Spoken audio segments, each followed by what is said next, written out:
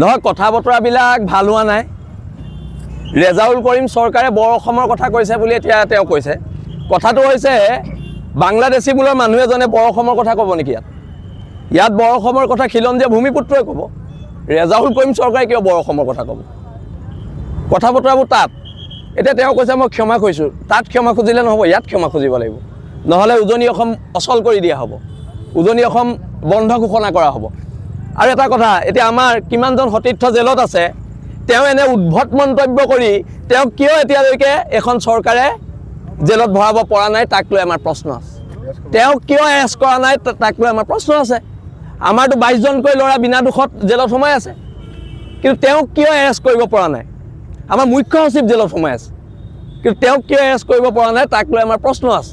আৰু এতিয়া গ্ৰেপ্তাৰ কৰিব লাগিব, গ্ৰেপ্তাৰ নকৰিলে উজনি অসম বন্ধ হ'ব, আৰু বন্ধৰ সময়ত যি অপ্ৰীতিকৰ ঘটনা হ'ব তাৰ বাবে চৰকাৰ দায়ী হ'ব।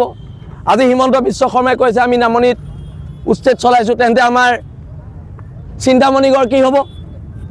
চিন্তামণিগড়ত কেতিয়া হিমন্ত বিশ্ব শৰ্মাৰ বুলডেজাৰ চলিব, তাক লৈ আমাৰ প্ৰশ্ন আছে। আজি সন্দেহযুক্ত মানুহে, আজি কোনোবা বিধায়কে কৈছে শিৱসাগৰত সন্দেহযুক্ত মানুহ নাই। আমি ডাঠি কৈছোঁ শিৱসাগৰত সন্দেহযুক্ত মানুহ আছে, যোৰহাটত আছে, শিৱসাগৰত আছে, ডিব্ৰুগড়ত আছে, তিনিচুকীয়াত আছে, সন্দেহযুক্ত মানুহ আছে।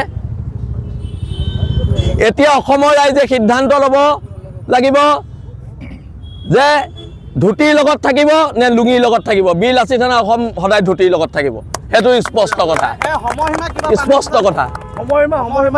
সময়সীমা বান্ধি দিছোঁ, 48 ঘণ্টাৰ ভিতৰত এৰেষ্ট কৰিব লাগিব, নহ'লে শিৱসাগৰ বন্ধ দিয়া হ'ব। তাৰপিছত ক্ৰমান্বয়ে উজনি অসম বন্ধ দিয়া হ'ব। যিহেতু বিহু আহি আছে, বিহুৰ পিছতে ইয়াৰ ওপৰত ব্যৱস্থা লোৱা হ'ব।